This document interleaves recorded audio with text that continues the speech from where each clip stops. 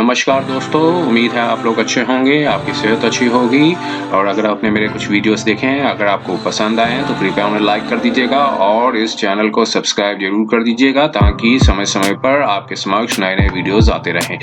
दोस्तों, जैसे कि पहले भी बताया जा चुका है, कई वीडियोस बनाए भी जा चुके हैं, हम एक लीगल क्वेरी सेशन चालू किया हुआ है। उसमें क्वेरीज चाहें अपनी लीगल क्वेरी है, किसी भी वीडियो के नीचे अपने कमेंट बॉक्स पे लिख सकते हैं। हम उनकी जो लीगल क्वेरी को एक किसी वीडियो के माध्यम से बताने की कोशिश करेंगे ताकि और भी जो दूसरे लोग हैं, जो दूसरे व्यूअर्स हैं, जो सेम कंडीशंस में हैं, सिमिलर सिचुएटेड कंडीशंस में हैं, अगर वो भी इस तरह से अफेक्टेड हैं तो वो भी इस लीगल क्वेरी का जो रिप्लाई होगा, जो रेजोल्यूशन होगा, उसको पाके वो भी अपनी लीगल क्वेरी को काफी हद तक जो है अपनी प्रॉब्लम को सॉल्व कर सकते हैं। तो आइए आज की जो लीगल क्वेरी है वो हम आपके सामने समक्ष रखने जा रहे हैं। तो आइए हम उस लीगल क्वेरी को देखते हैं क्या था लीगल क्वेरी में। देखिए, ये लीगल क्वेरीज में ये एक लीगल क्वेरी पोस्ट की थी नीचे एक वीडियो में। उन्होंने लिखा था कि प्लीज रिप्लाई, मैंने हाई कोर्ट में क्वेश्चन लगाई हुई है और मेरे स्ट्रॉन्ग एविडेंस भी हैं, बट 3 साल हो गए अभी तक हाई कोर्ट में जस्ट डेट पड़ रही हैं। प्लीज जरा प्लीज बताएं कि मैं कैसे हाई कोर्ट में अपनी केस को फास्ट जा कोई एप्लीकेशन लगा के क्वेश्चन की पेटिशन को फास्ट से सुनवाई कर सकता हूँ। प्लीज कोई रास्ता होगा कि क्वेश्चन को फास्ट ट्रैक पर कैसे लगाऊं। तो देखिए, ये क्वेरीज ने यहाँ तो क्वेरी अपनी पोस्ट जरूर की है, लेकिन जो ऑर्डर्स में जो माननीय हाई कोर्ट ने जो भी हेयरिंग्स किया उसमें ऑर्डर्स क्या-क्या आए हुए हैं उसके बारे में कुछ ब्यौरा नहीं दिया है और ये भी नहीं बताया है कि जो दूसरे ऐसे जो सिमिलर केसेस हैं उनका क्या स्टेटस है। तो अगर डेट्स लंबी पड़ रही हैं तो उनके पास रेमेडी जरूर है। वो अगर चाहें तो क्वेश्चन को अगर बहुत लंबी डेट्स पड़ रही हैं, जैसे 5 महीने 6 महीने की डेट पड़ी हुई है नेक्स्ट हेयरिंग की, तो क्वेरीज चाहें तो 482 सीआरपीसी में आप एप्लीकेशन लगा सकते हैं फॉर दी अर्ली हेयरिंग के लिए, फॉर स्पीडियल डिस्पोजल के लिए। तो 482 का जैसे मैंने बता रखा है कि 482 कहता क्या है, देखिए।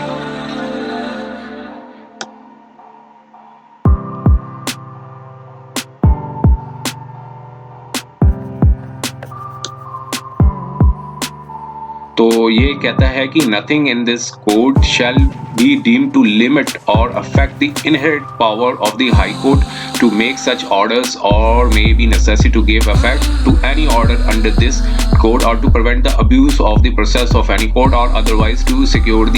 Ends of justice. कोई भी अगर आपने एप्लीकेशन मिसलेनियस एप्लीकेशन लगानी है, जैसे क्वेरीज ने क्वेश्चन पुट अप किया, तो कोई एप्लीकेशन लगाएं तो क्या की जा सकती है। कोई भी अगर आपकी क्वेश्चन पटिशन डाली हुई है, जरूर वो रजिस्टर्ड हुई है और तभी उन पे हेयरिंग हो रही है। अब जो की फाइल ओपन है उसके अंदर आप कोई भी एक मिसलेनियस पटिशन जरूर फाइल कर सकते हैं, वो जो 482 सीआरपीसी के अंदर ही फाइल होगी और सिर्फ क्योंकि इनहर्ट पावर्स के अंदर ही फाइल होगी और सिर्फ माननीय हाईकोर्ट सिर्फ इनहर्ट पावर्स के अंदर ही कोई भी है सुटेबल डायरेक्शंस दे सकते हैं। लेकिन कोई भी एप्लीकेशन फाइल करने से पहले स्टेटस जरूर जान लीजिए कि पिछली कोर्ट में जो पिछले जो माननीय कोर्ट ने कैसे ऑर्डर्स दिए थे और उन ऑर्डर्स में क्या लिखा हुआ था और आपके जैसे कई और भी केसेस होंगे उनका क्या स्टेटस चल रहा है, इन चीजों को जरूर देख लीजिए। और अगर आप स्पीडियल डिस्पोजल कराना चाहते हैं तो उस पे ग्राउंड्स जरूर लिखिए कि क्या ग्राउंड्स है। हो सकता है केस आपका मेडिएशन में भेजा हो, कोई स्पीडियल डिस्पोजल के लिए, मतलब जो डेट्स पड़ रही हैं तो कोई मेडिएशन के अंदर भेजा हो, या ऑपोजिट पार्टी आ नहीं रही है, या फिर ऑपोजिट पार्टी की जो ने एडजॉर्नमेंट मांगी है। तो सारी चीजों को पहले देख के ही, सारे फैक्ट्स एंड सर्कमस्टांसेस को देख के ही केयरफुली एप्लीकेशन को फाइल कीजिए फॉर स्पीडियल डिस्पोजल के लिए। और अब दूसरा आपने एक और क्वेश्चन पूछा है कि क्या स्ट्रॉन्ग एविडेंस पास होने से हाई कोर्ट में 498A आईपीसी का केस क्वैश हो सकता है। देखिए, एक तरफ आप क्वैशिंग पे जा रहे हैं और दूसरी तरफ आप एक एविडेंस लीड करना चाह रहे हैं। तो देखिए, अभी जो एविडेंस की जो स्टेज है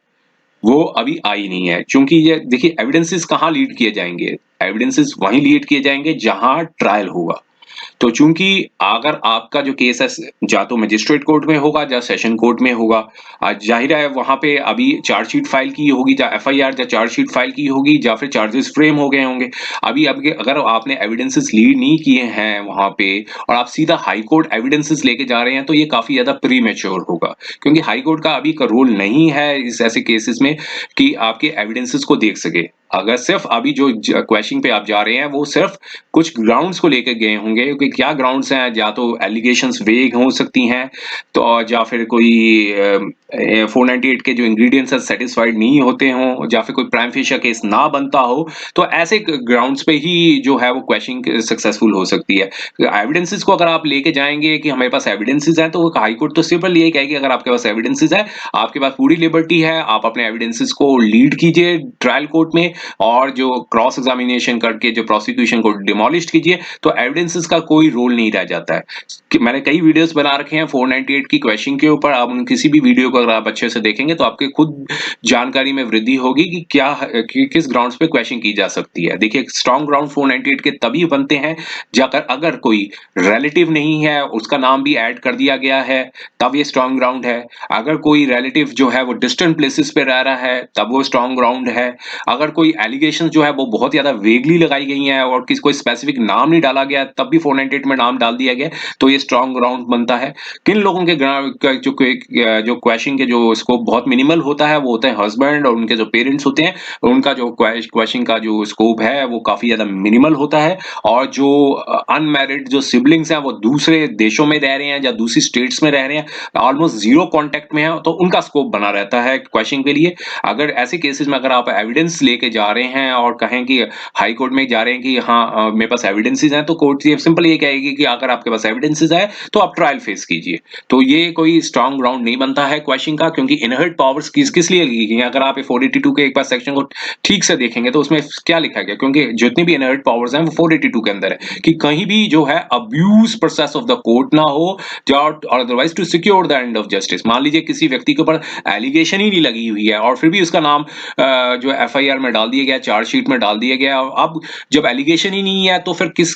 तब एविडेंसेस लीड करने का क्या फायदा। तो ऐसे केस में जो होता है कि क्वेश्चन है वो सक्सेसफुल होती है। अगर एलिगेशन ही नहीं लगी है तब तो क्वेश्चन बनती है। अगर एलिगेशन लगी है और डायरेक्ट एलिगेशंस लगी हैं, तो अगर आपके पास एविडेंसेस हैं तो फिर अनफॉर्चुनेटली आपको रिलीफ मिलने की संभावना बहुत कम बन जाती है। और क्योंकि एविडेंसेस का काम है सिर्फ ट्रायल कोर्ट में, चाहे वो ट्रायल कोर्ट मजिस्ट्रेट कोर्ट हो चाहे सेशन कोर्ट हो, आप कौन से सेक्शन 7 लगे हुए हैं ये डिपेंड करता है क्या है, तो वो सिर्फ आप जो है एविडेंसेस जो है वो सिर्फ आप ट्रायल कोर्ट के सामने ही समक्ष रख सकते हैं। तो उम्मीद है ये क्वेरी काफी लोगों की हद तक सॉल्व हो गई होगी। अगर और भी क्वेरीज चाहें तो अपनी जो क्वेरी है नीचे किसी भी वीडियो के कमेंट बॉक्स में नीचे लिख सकते हैं और हम उनकी जो क्वेरी को